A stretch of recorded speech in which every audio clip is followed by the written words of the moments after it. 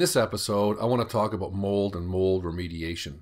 In this typical Calgary neighborhood, you think that mold doesn't exist or can't germinate, but in fact it does. Here in Calgary, we have our own molds. In this small house that we found here, they have moisture in the bathrooms and bedrooms and closets. And what we found was a particular mold that's germinated in the basement. So today, that's what we're going to show you.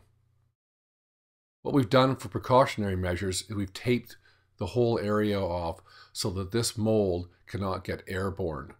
Molds, if they are airborne or disturbed, can germinate in other parts of the house, anywhere they've got oxygen or something to feed on. Now this bad boy looks like there's probably cladosporium or penicillium involved here, but we're not quite sure. In mold remediation, it's necessary to remove everything that's contaminated. In this situation, we're going to bag everything and send it over to the lab so they can analyze this particular mold. They'll send us back a report and tell us what kind of mold it is. Is it a cladosporium or penicillium? Is it hazardous to the health?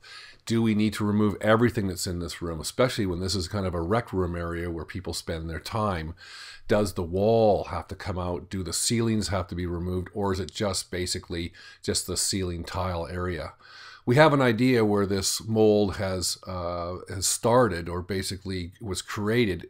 This is exactly or right underneath a bathtub. And we basically know that there's certainly some kind of water leak from a pipe that has created this over time, but was never addressed. As you can see, there's lots of mold there. It's been going on for quite some time.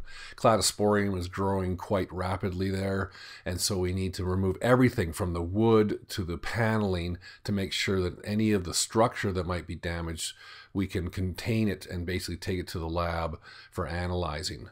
In some cases, what happens is that your structure is damaged, therefore we have to replace that as well. You need moisture, oxygen, and material in order for mold to grow. In this situation, the plumbing of this 1957 bathroom is the culprit that's been leaking water into the basement for quite some time. In order for us to remediate, we're going to remove the tub and plumbing and tile area and waterproof everything from the ground up.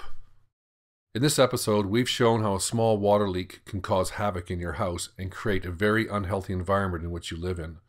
In the remediation process, it is crucial to contain and remove that mold from your house in order for you to have a healthy environment in which you live in.